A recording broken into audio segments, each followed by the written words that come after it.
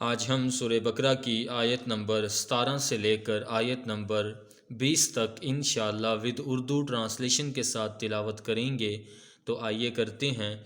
اعوذ باللہ من الشیطان الرجیم، بسم اللہ الرحمن الرحیم۔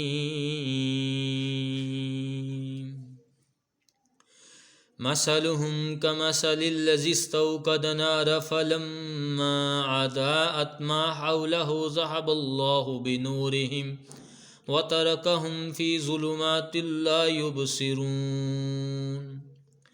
ان کی کہاوت اس کی طرح ہے، جس نے آگ روشن کی تو جب اس سے آس پاس سب جگمگا اٹھا، اللہ ان کا نور لے گیا اور انہیں اندھیریوں میں چھوڑ دیا کہ کچھ نہیں سوجھتا۔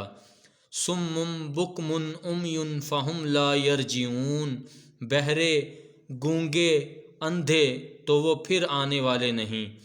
او کصیب من السماء فیہ ظلمات ورعد وبرق یجعلون اصابعهم فی آذانهم من الصواعق حذر الموت واللہ محیط بالکافرین۔